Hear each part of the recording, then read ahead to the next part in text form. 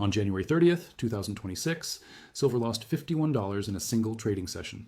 From $121 all the way down to $70, $51 gone in hours. Not a slow bleed, not a gradual correction. A cliff? The largest single-day collapse in silver since 1980. Analysts called it a Six Sigma event, a statistical impossibility. Over $7 trillion evaporated from global markets in 48 hours. Retail traders were getting margin called into oblivion. Bullion dealers from Dubai to Switzerland had zero silver left on their shelves, zero inventory.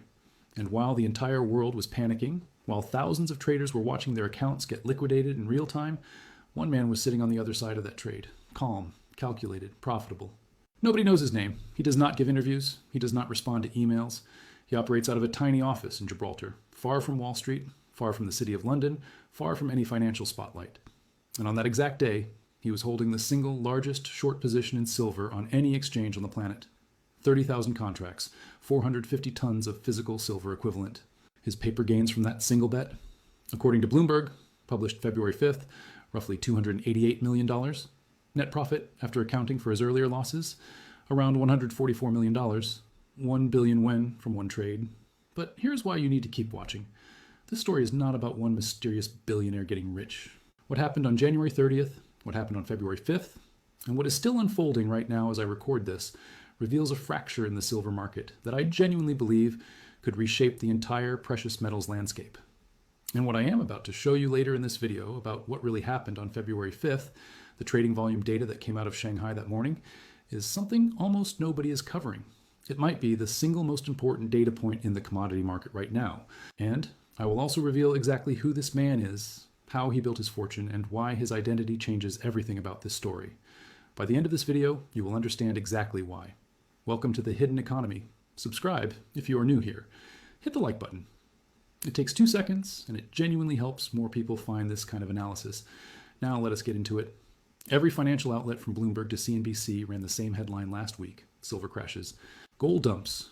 Warsh nomination shakes markets. And here is the part they conveniently left out. According to CNBC, silver futures on the COMEX plummeted 31.4% in a single session.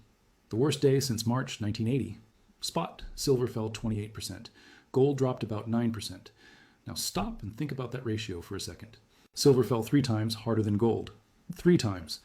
If this was purely about the dollar strengthening in interest rate expectations, why would silver collapse 3 times more than gold? They are both priced in dollars. They both respond to the same macro forces. But silver got absolutely obliterated, while gold had a rough afternoon.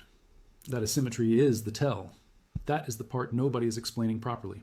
And once you understand why, you will never look at a silver price chart the same way again. Here is the mainstream version of events. On January 30th, President Trump nominated Kevin Warsh as the next Federal Reserve Chair. Warsh is seen as a monetary hawk.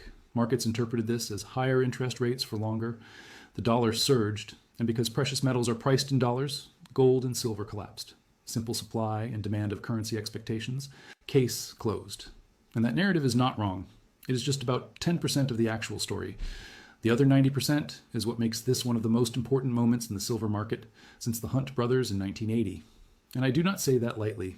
What actually happened underneath the surface was a coordinated liquidation of leveraged positions combined with aggressive short selling. And the data backs this up completely. CFTC positioning data showed speculative net longs in silver were near record levels heading into that week. The entire market was leaning in one direction harder than at almost any point in history. Then the trigger came. According to Morgan Stanley, their quant desk flagged what they called massive forced rebalancing in leveraged silver ETFs. The iShares Silver Trust alone had $3.5 billion in forced selling on January 30th. $3.5 billion from one fund on one day. And then CME Group poured gasoline on the fire. They raised margin requirements on COMEX silver futures from 11% to 15% during a sell-off. Think about what that does mechanically. When you hike margins in a crash, every leveraged trader who cannot meet the new requirement gets forced liquidated. Their positions get dumped into a falling market. The price craters further. More margin calls trigger. More liquidations cascade. It becomes a self-reinforcing death spiral. And this is exactly